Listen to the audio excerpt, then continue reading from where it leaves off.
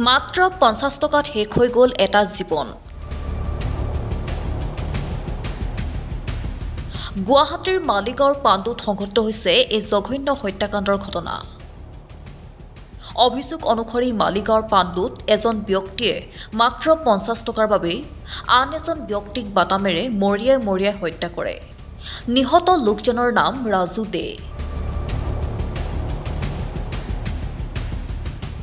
জানিব পৰা মতে বুধবাৰে পাণ্ডুত দিনৰ ভাগতে সুৰা সেৱন কৰিবলৈ অমূল্য ৰাজবংশী নামৰ এজন ব্যক্তিয়ে ৰাজু দে নামৰ ব্যক্তিজনৰ পৰা 50 টকা বিচাৰিছিল। কিন্তু সেই 50 টকা নিদিয়াৰ বাবে এডাল বাটামেৰে মৰিয়াই হত্যা কৰে ৰাজু দেক। কৰ্মসূত্ৰে ৰাজু দে মালিগাঁৱৰ ৰেলৱে কেণ্টিনৰ কৰ্মচাৰী।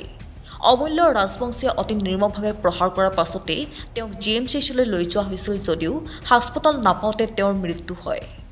ইফালে পৰৱৰ্তী সময়ত আৰক্ষীয়ে হত্যাকাৰী অমূল্য ৰাজবংশীক আটক কৰিছে। তাৰোপৰি ঘটনাস্থলীৰ পৰা হত্যাত ব্যৱহাৰ হোৱা বাটামো উদ্ধাৰ কৰিছে।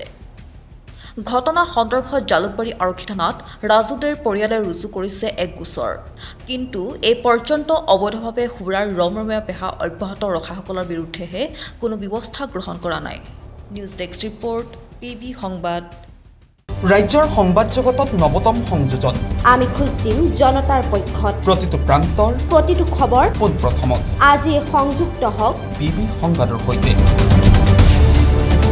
প্ৰতিটো সমষ্টিৰ পৰা বিচৰা হৈছে সংবাদ প্ৰতিনিধি। আজি প্ৰেৰণ কৰক আপোনাৰ CV। আমাৰ ইমেইল এড্ৰেছ pbsongvad277@gmail.com। আমাৰ হোৱাটছএপ নম্বৰ 6001249592।